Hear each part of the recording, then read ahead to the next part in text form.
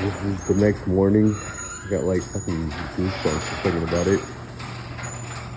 Holy shit, you guys. We actually pulled it off. 2022 F-150 5.0 V8. Yes, it's the rear-wheel drive. It's not four-wheel drive. Let's agree to disagree on certain people with what they want to have, but having two four-wheel drive trucks and not really using them as much as I thought I was going to use them, this is perfect. Holy shit. I bought it at my dealership, so I told him it was like late at night. You can see it's like raining, pouring. We just wanted to go down there, pick it up. So I left all the stickers on there. I'm gonna take everything off. Oh my god, freaking allergies are horrible right now. But I mean, yeah, this is insane. Like, I don't know, like the last video that I made of my Ranger, I was like, yeah, I'm not gonna get an F-150, and then just pretty much like, shut the fuck up, yeah, you are. It's pretty much God's plan, and you know, bust my ass every day. I mean, here we are. My wife has her car. Got my project car over there. Got my truck now. Well, Ben had a truck, but got truck one. Welcome back, you guys. So, by the title and thumbnail, this is the, oh, sorry you guys, let me wide angle this. This is our 2022 F-150 5.0 two-wheel drive, you know, F-50. We got this back in New Year's Eve, actually. The day, like New Year's Eve, actual day. And I should have recorded, honestly, a lot of this, like from the leveling kit, from us just signing paperwork, getting the truck. Freaking, I took a couple videos of taking off the window sticker because we got it again late at night.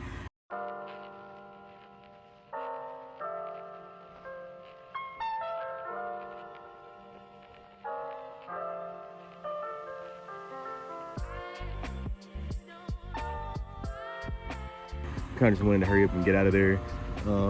Sole reason of even getting rid of the Ranger, I know I said I was never going to get rid of the Ranger, at least for a while. It just got too small. We have a pretty big family. We like to take trips, and if anybody knows, being inside of a Ranger, you really can't do all the things you actually would like to do in the Ranger.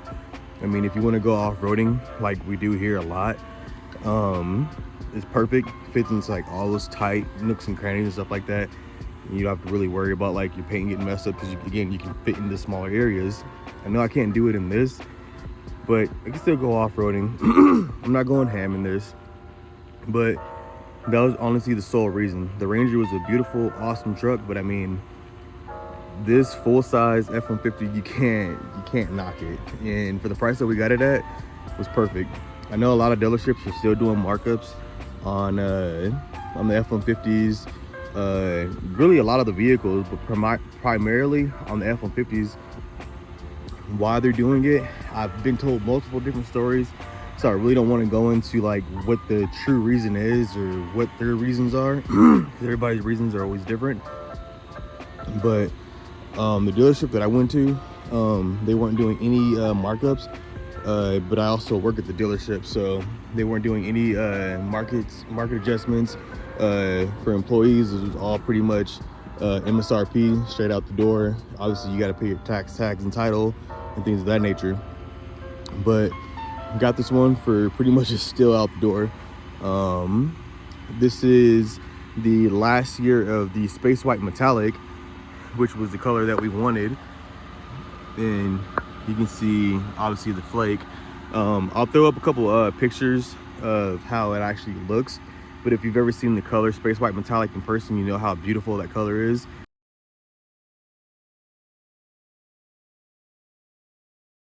Along with, they got rid of this color, but they brought back avalanche gray. I don't know if you guys remember avalanche gray. I'll throw in a video of a Raptor that we have at our dealership. They finally brought back avalanche gray on the Raptors. Now, you guys know about this color. They had this on the Gen 2 Raptors, obviously the Raptor model before this one, and they're finally bringing it back. They took away space white metallic. This one is 112 grand, 25K market adjustment. Fuck that market adjustment, but I mean, it's what everybody's doing now. But yeah, Avalanche Gray looks really amazing back on the Raptors again. Has like a slight metallic to it. You can't really see because it's a bit dirty. It's got to go through detail and get all cleaned up and stuff, but here it is. If you guys are looking or interested in getting one, come down to King Gordy Ford down in Redlands or Boynton Park, or the other location in Carlsbad. Sweet, sweet truck.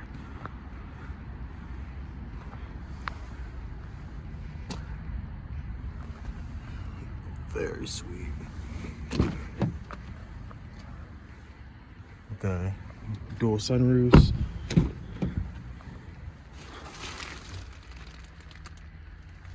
Looks amazing.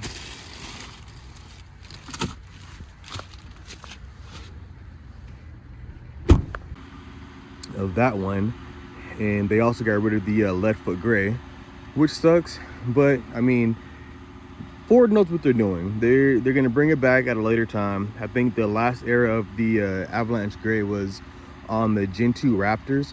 I'm not too sure if they were on the regular F-150s. They could have been, and I just never seen them, because I still to this day have never seen an Avalanche Gray F-150, not a Raptor.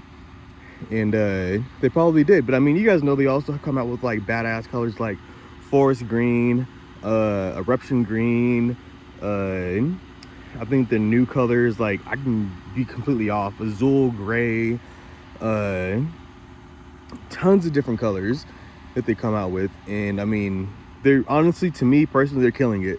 You guys know we've already had a 2019 Ram 1500. That truck was awesome, never gave us any issues except for like electrical stuff, which till this day I kind of feel like it probably just needed a battery, because like the screen was like intermittent and the sunroof was intermittent.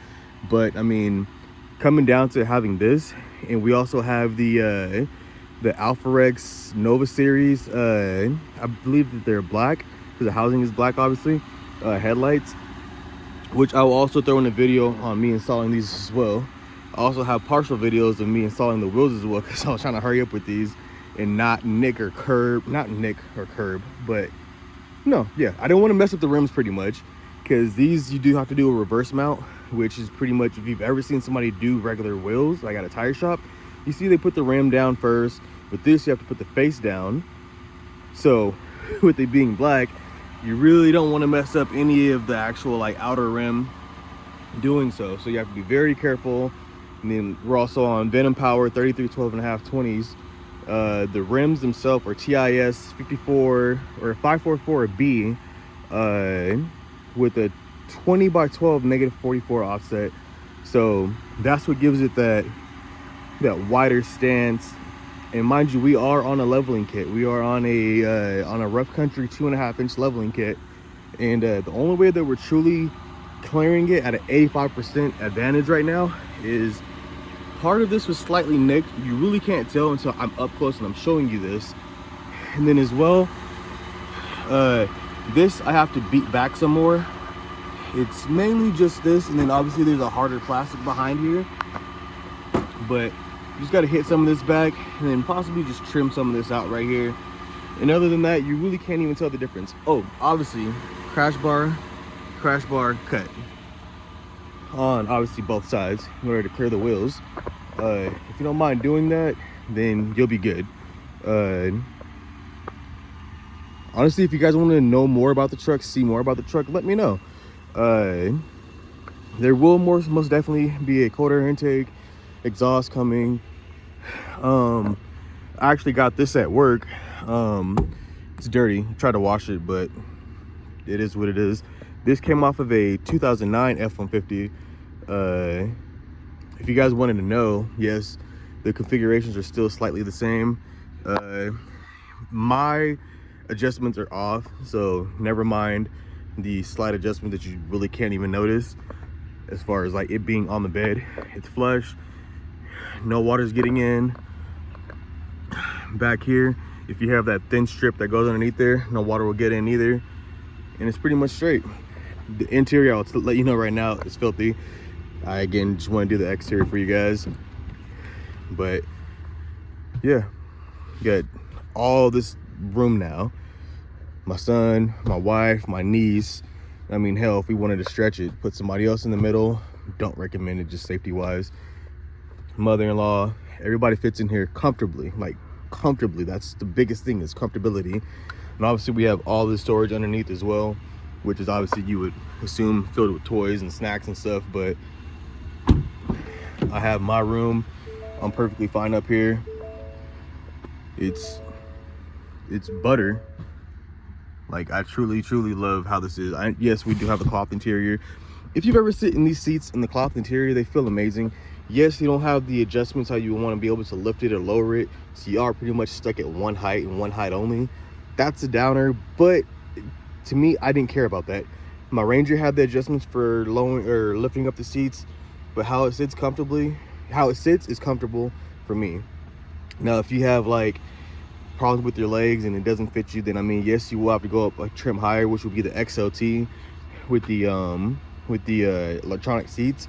And they obviously do make kits to be able to put those in the F-150s. It's obviously a higher price, but if you want to have this price of the truck and just spend a little bit more money for the kits for that, where you can find them at, I'm not sure, but I mean, I see it all the time at my job. People come in, they have sometimes just a skeleton of the seat, and then they'll bring in the cloth and the padding, and then they'll bring in the seat covers, all the other stuff. If they do make kits, where you find them at, I'm not sure. But I mean, all this amazing. Oh, also, this has the 36-gallon gas tank, which to me is amazing. And we can also fill up with E85 and regular. So sometimes I'll go ahead and fill up with E85. Currently, come on, I am getting an eighth of a tank, it's saying right now. And this is with me doing city and highway. I drive quite a distance in the city and quite a distance on the highway. So right now, with it being at I could be off, I don't remember if it's an eighth of a tank or a quarter of a tank. I know it's that quarter tank, so I believe it's eighth of a tank or whatever it is.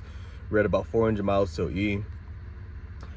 Whopping at, oh, here we go, at about 16.4, 16.5 miles to the gallon. I do get about 17 on the actual highway, but I mean, when I do situations like this, when I'm just idling for a while, obviously that would just, any car, it would lower the gas mileage down just a hair.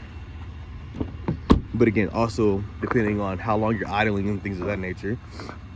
But to fill it up with 91 octane at a Chevron dealership, which for some people that's perfectly fine, other people that's like too damn much, to fill it up with 91 at $5.15 a gallon, it is between $130 to $140 to fill up.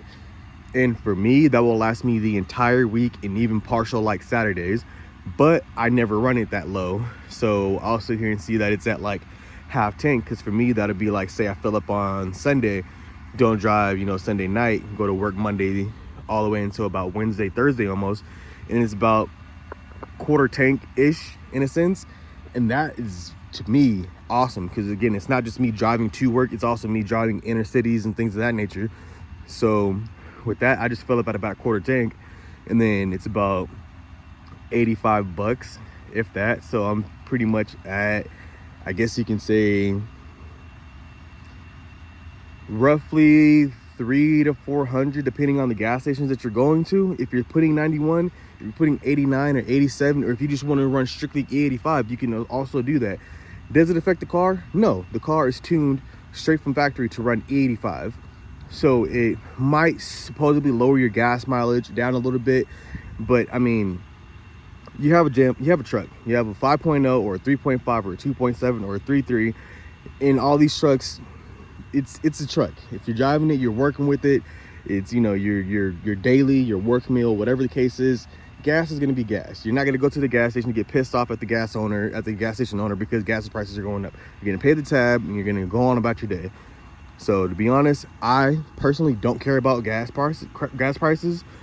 I don't make a shit ton of fucking money in the slightest bit, but I'm not also worried about how much gas is going to be to fill this thing up. I knew getting the truck, it was going to be a lot more money in gas than it was in the Ranger, but I can also stretch this gas out a lot more given the 36-gallon gas tank, which was perfect, especially for longer road trips.